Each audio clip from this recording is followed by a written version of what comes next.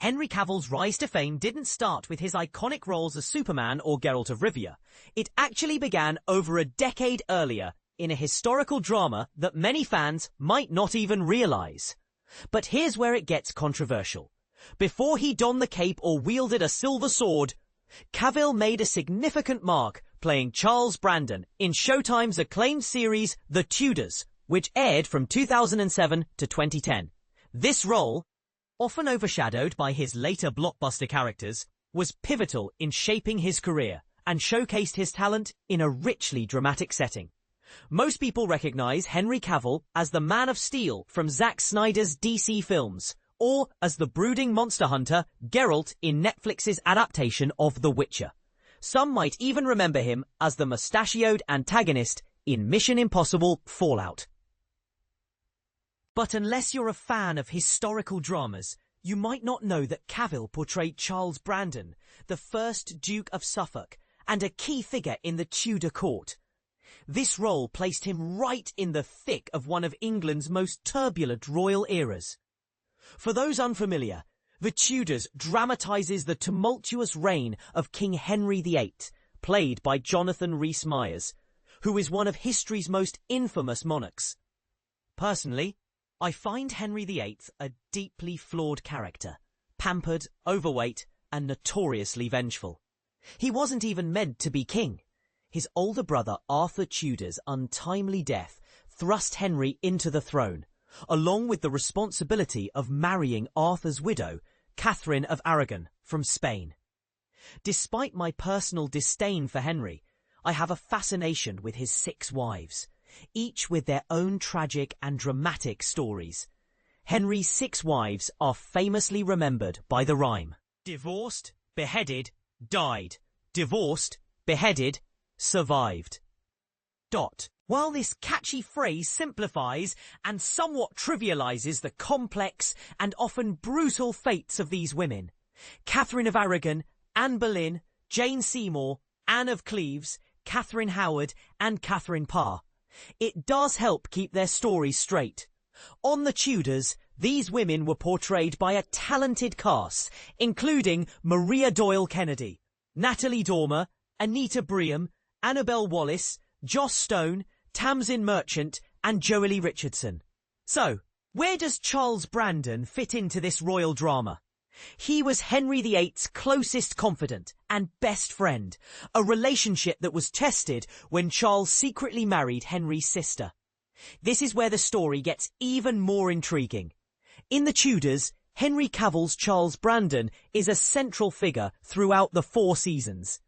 Despite his deep friendship with Henry, Charles's love life complicates matters. He falls for and marries Princess Margaret Tudor, Henry's widowed sister, without the king's approval. This act infuriates Henry, leading to their temporary exile from court. However, they are eventually welcomed back. Yet Charles's inability to remain faithful strains his marriage, reflecting the often scandalous personal lives of Tudor nobility. In the show, Margaret dies of tuberculosis in the 1st season, and Charles shows remorse for his infidelities at her deathbed. Later, he remarries his ward, Catherine Willoughby, but again struggles with fidelity.